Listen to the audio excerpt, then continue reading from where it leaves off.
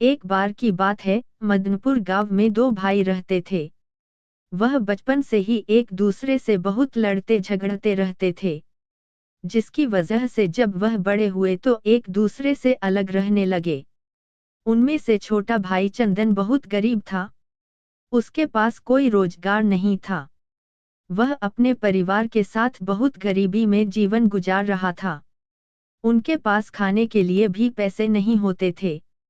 जबकि दूसरा भाई बलवंत व्यापार करके बहुत अमीर हो गया था। उसके पास पैसों की कोई कमी नहीं थी। वह अपने परिवार के साथ खुशी खुशी रहता था और सारे त्योहार खूब मजे से मनाता था। बलवंत घमंडी और दुष्ट प्रवृत्ति का इंसान था। एक दिन चंदन के घर में खाने को कुछ नहीं था। उसके बीवी और बच्चे भूखे थे। उसने अपने बड़े भाई बलवंत से सहायता मांगने की सोची। वह बलवंत के घर गया और उससे कुछ पैसे उधार देने के लिए कहा। लेकिन बलवंत ने चंदन को कहा कि तुम्हारा यही काम है, तुमको केवल मांगना आता है।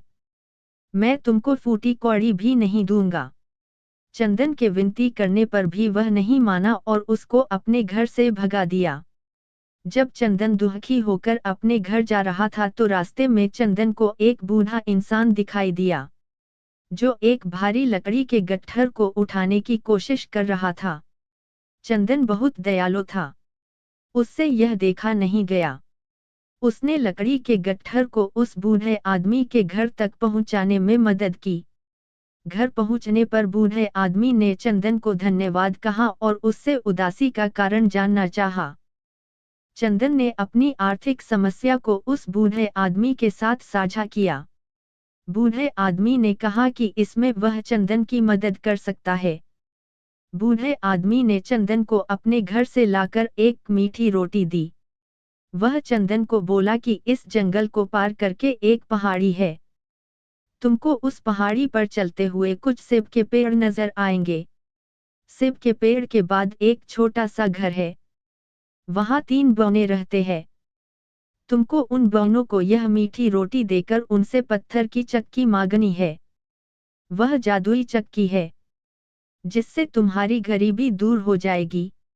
यह सुनकर चंदन खुश हुआ। उसने जैसा बूढ़े आदमी ने कहा था वैसा ही किया। वह मीठी रोटी लेकर जंगल पार करके पहाड़ी पर गया। पहाड़ी पर कुछ ऊपर चढ़ने पर उसको सेब के पेड़ नजर आए। वह चलता गया, फिर उसको बूढ़े आदमी के कहे अनुसार एक छोटी सी झोपड़ी नजर आई। वह झोपड़ी के अंदर गया। वहां उसने 3 बौने देखे। शुरू में वह चंदन को देखकर गुस्सा हो गए और उससे आने के कारण पूछा। जब चंदन ने मीठी रोटी बोनों को दिखाई तो वह बहुत खुश हो गए। बोनों को मीठी रोटी बहुत पसंद थी। चंदन ने बोनों से पत्थर की चक्की मांगी। बोनों ने कहा यह साधारण चक्की नहीं है, यह जादुई चक्की है। जब भी तुमको चक्की से कुछ खाने का सामान चाहिए, तुमको इस चक्की को चलाना है और उस वस्तु को मांगना है, जिससे चक्की में से वह खाने की वस्तु निकलने लगेगी। जब तुमको चक्की को रोकना हो तुम इसके ऊपर लाल कपड़ा डाल देना, जिससे यह चक्की रुक जाएगी।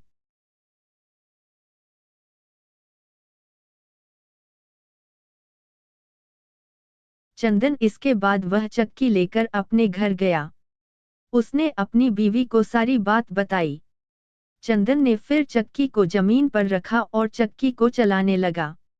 उसने चक्की से चावल देने को कहा, जिससे चक्की में से चावल निकलने लगे। इसके बाद उसने अपनी बीवी को लाल कपड़ा लाने को कहा। चंदन ने चक्की पर लाल कपड़ा डाल दिया, जिससे चक्की में से चावल निकलने बंद हो गए। इसके बाद चंदन ने चक्की से दाल निकाली। इससे चंदन का परिवार बहुत खुश हुआ और उन्होंने भरपेट खाना खाया। कुछ समय बाद चंदन चक्की में से खूब अनाज निकालकर बाजार में बेचने लगा, जिससे वह थोड़े समय में ही बहुत अमीर हो गया और उसने अपने बड़े भाई बलवंत से भी बड़ा घर बना लिया। जब बलवंत को यह बात पता चली तो उसने चंदन के थोड़े समय में अमीर होने का राज जानना चाहा। वह एक दिन चुपके से चंदन के घर घुस गया, जहां उसको जादुई चक्की के बारे में पता चला।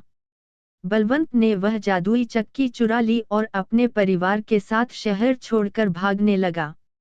वह गांव पार करने के लिए एक बड़ी नदी से गुजरना पड़ता था। बलवंत ने एक नाव ली और नदी पार करने लगा। बीच नदी में बलवंत को वह चक्की चलाने की सूझी। उसने चक्की चलाते हुए चक्की से नमक देने के लिए कहा।